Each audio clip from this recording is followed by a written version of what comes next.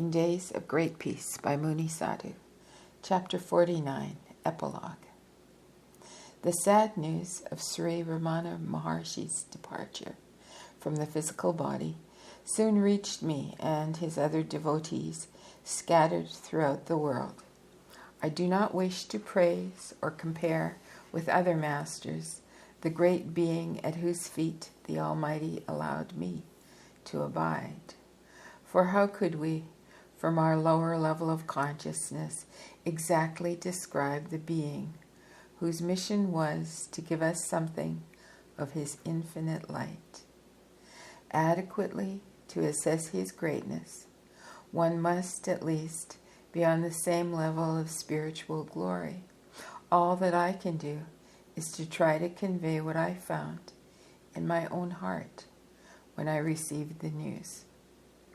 The light from those luminous eyes of Maharshi was forever engraved on my memory before leaving the ashram, and now the account of his death lies before me.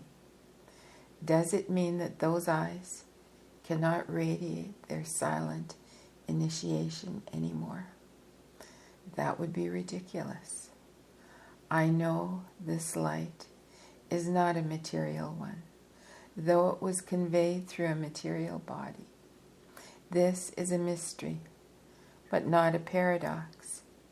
In my heart, I found no urge to discover that mystery through the mind.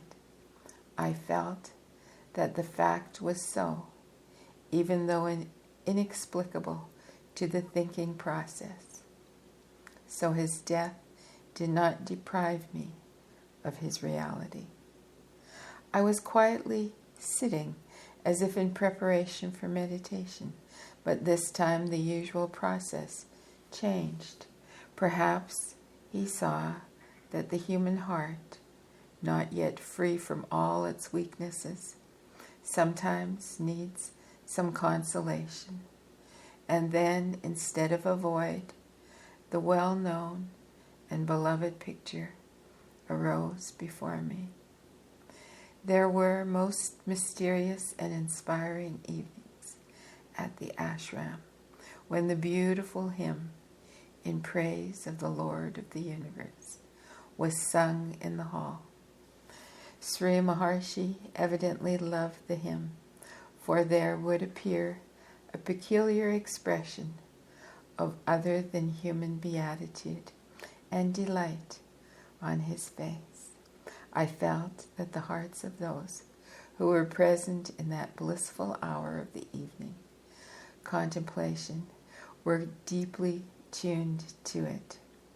Perhaps his penetrating inner sight saw the beneficial process in us, and his silent blessing was the answer. How can we fathom the unfathomable?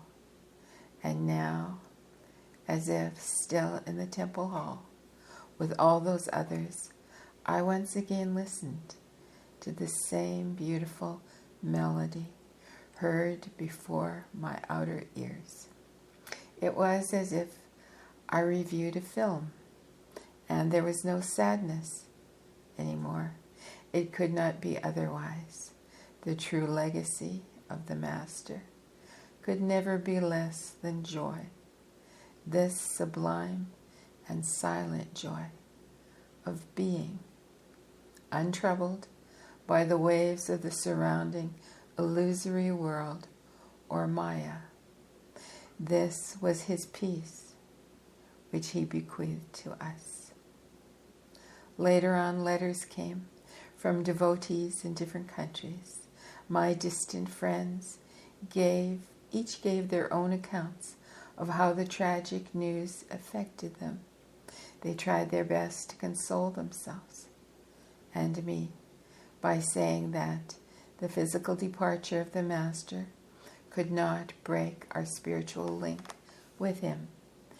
And yet, the ink in the last paragraphs of such letters was often blurred, as if with tears. It is said that love was the force which created the universe. Perhaps it is.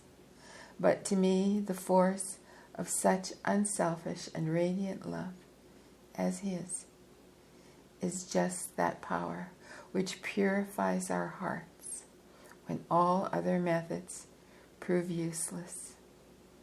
Neither occult training nor any other method can give the disciple the true peace which the Master gives.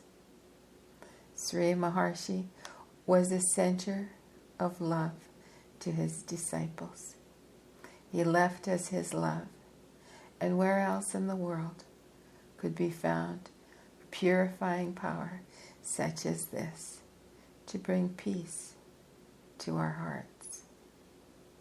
The anniversaries of the Mahasamadhi of Sri Maharshi will come one after another, and some year we will see the last one for me on this earth.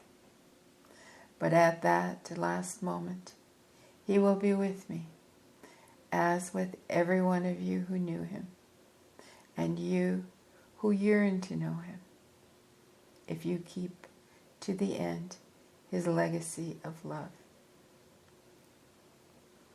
Those who feel an intuitive attraction to the direct path of the great Rishi Ramana, as experienced by the writer and described to a certain extent in this book, may be interested in the following steps, which came later for the author. Now, when I am looking back from the perspective of a few years, I see that the process which began in Bhagavan's ashram is uninterruptedly going ahead, changing the whole inner structure of a man. Many outer things, such as worldly conditions and karmic ties, which before were considered as obstacles, are now becoming as unreal as a passing mist. The inner experiences are now taking a more steady and controllable shape, and losing their former unpredictable and rather sporadic character, because they are now directed by an irresistible will, which mysteriously is at the same time both inside and outside of man. The thinking process, as it was in the past years, has disappeared and cannot be found again.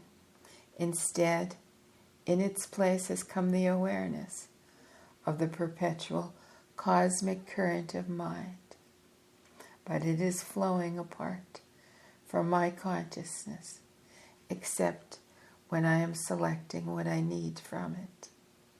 This means that the formerly invincible compulsion of constant thinking has gone forever, and in its place is a newly born and quite natural tendency to remain in the silent shrine of the heart, or self, where no thought or emotion dare to enter. There is no effort needed anymore, as truly predicted by the Master in his teachings, and no exercise has to be performed as in the past. Basically, the inner experiences described throughout this book are by no means deprived of their sense. They have lost only their spontaneous nature, having deepened and become well entrenched in the same visible outer body, the shell. There is no purpose in delving into them here, for they would be quite incomprehensible to anyone who has not lived what has been described.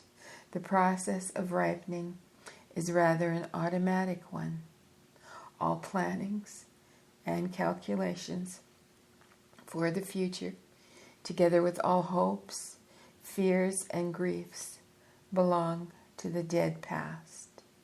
Sri Maharshi says, "He that has earned the grace of the Guru shall undoubtedly be saved and never forsaken, just as the prey that has fallen into the tiger's jaws will never be allowed to escape. In other words, once the path is found, it cannot be lost anymore, no matter how many lives still lie before us. The more my physical shell wears out in the course of the quickly passing years and heads for its natural end, the firmer the inner reality, so inexpressible in words, takes command of my being as a kind of unbroken consciousness, extending further and deeper. A verse from St. John comes to mind.